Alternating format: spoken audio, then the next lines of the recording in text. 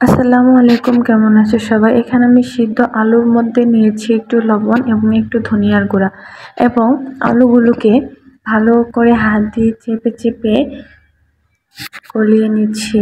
এরপর এটা দিয়ে একটা দারুণ রেসিপি বানাবো। তো আপনার সাথে থাকুন এবং দেখুন কি রেসিপি বানাই। এখানে একটু ময়দা নিয়েছি, সেই সাথে দিয়ে দিয়েছি পানি। পানি দিয়ে ভালো করে এটাকে একটা ডো বানিয়ে নিয়েছি। এবার হাত দিয়ে চেপে চেপে লম্বা শেপ দিয়ে এটাকে একপাশে রেখে দেব।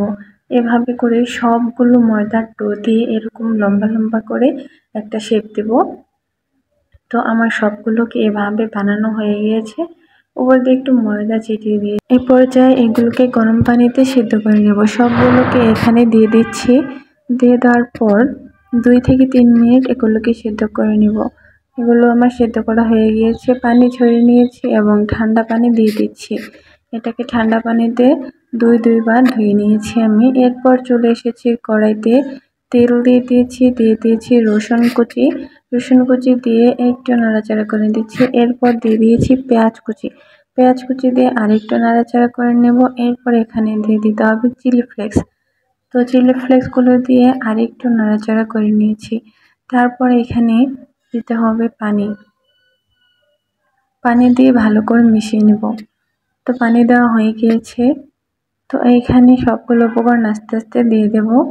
তো এরপর এখানে দিয়ে দেব আদা বাটাটা দিয়ে একটু নাড়াচাড়া করে নিয়েছি। দিয়ে দিয়েছি অল্প পরিমাণে লবণ আর সেই কেটে রাখা শেপ দিয়ে দেওয়া সেই নুডলসের মতো জিনিসটা।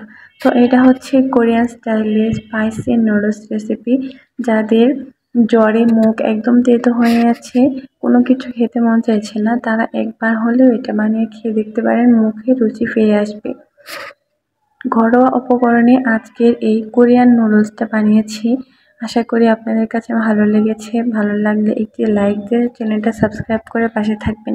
তো আজকের মতো ভালো থাকেন সবাই, টাটা। আর ভালো লাগলে রেসিপিটা শেয়ার করে দেবেন।